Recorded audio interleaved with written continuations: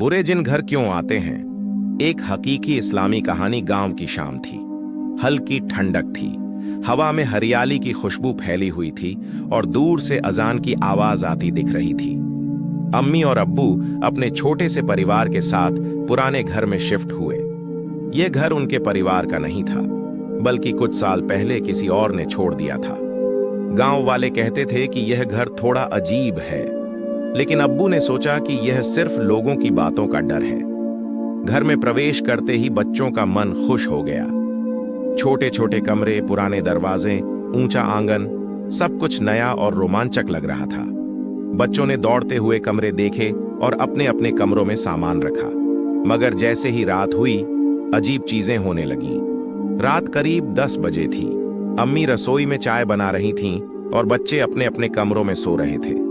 तभी अचानक घर के पुराने दरवाजे की चरमराहट हुई। अम्मी ने सोचा कि शायद हवा का झोंका है, लेकिन वह लगातार कुछ सेकंडों के लिए बंद नहीं हुआ। अम्मी, क्या आपने सुना? छोटे बेटे ने डरते हुए पूछा। अम्मी ने मुस्कुराते हुए कहा, कुछ नहीं बेटा, सिर्फ हवा है।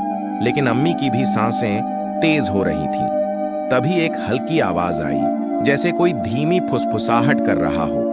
अगले दिन अब्बू ने देखा कि घर के पुराने दरवाजों पर कुछ अजीब निशान थे जो रात में दिखाई नहीं देते थे। बच्चों की नींद भी अजीब होने लगी। कभी चिल्लाकर जागते, कभी बिना वजह रोने लगते।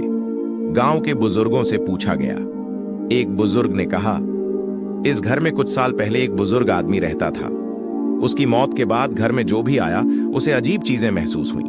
यह जगह शायद जन्नत या शैतानी प्रभाव वाली जगह है। अम्मी ने तुरंत कुरान की आयतें याद की। सूरह अल-बकरा 2:196। और जब मेरे बंदे मुझसे मेरे बारे में पूछें तो कह दो कि मैं पास हूं। मैं अपने बंदे की दुआ का जवाब देता हूं जब वह मुझे पुकारता है। इस आयत को पढ़कर अम्मी ने तय किया कि वह रोजाना घर में तिलावत करेंगी और बच्चों को भी पढ़ना सिखाएंगी।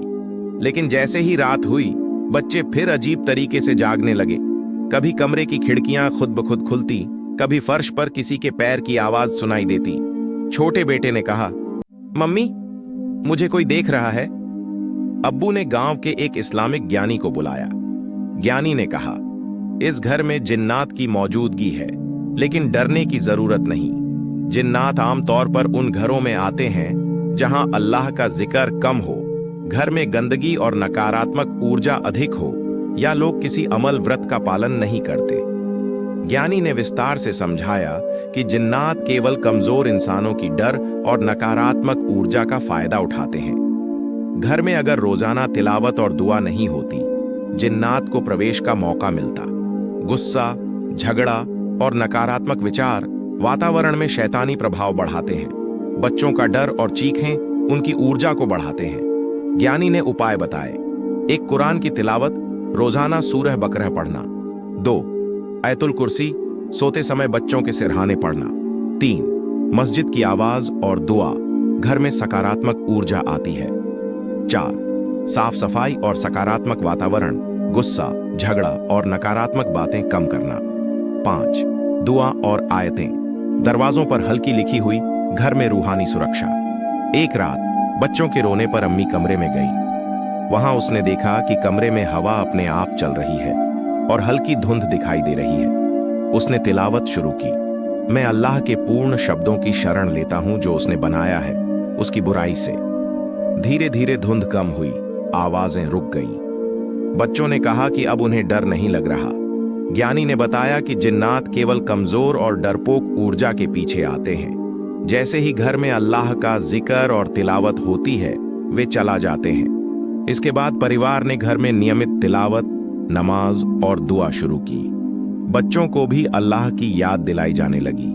घर में सुकून लौट आया, लेकिन जिन्नात कभी कभी वापस आने की कोशिश करते। एक रात अम्मी ने देखा कि कमरे की खिड़कियों से हल्की रोशनी झिलमिला रही थी। उसने तुरंत तिलावत शुरू की और अपने हाथ से बच्चों को ढकते हुए कहा, डरो मत, अल्लाह हमारे साथ है। बच्चों ने महसूस किया कि जैसे ही अल्लाह की याद होती है, डर और अजीब चीजें गायब हो जाती हैं। गांव के बुजुर्ग भी आए और उन्होंने समझाया कि जिन्नात वहां आते हैं जहां इंसानों का ईमान कमजोर हो लेकिन जैसे ही ईमान और अल्लाह की याद बढ़ती है वे भाग जाते हैं। फिर परिवार ने तय किया कि वे रोजाना सूरह बकरह पढ़ेंगे, आयतुल कुर्सी का जाप करेंगे और बच्चों को अल्लाह की याद दिलाएंगे। धीरे धीरे घर में जो अजीब घटनाएं होती थीं वे बंद हो गईं। घर में सुकून लौट आया और परिवार खुशहाल रहने लगा। सीख: जिन घर इसलिए आते हैं क्योंकि वहां अल्लाह की याद कम होती है, नकारात्मक ऊर्जा अधिक होती है। तिलावत, दुआ और साफ सफाई उनके प्रवेश को रोकती है।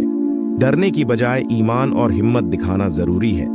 बच्चों को छोटी उम्र से ही नमाज, तिलावत और दुआ की आदत डालो। घर का वातावरण सकारात्मक होना चाहिए, गुस्सा और झगड़ा कम होना चाहिए।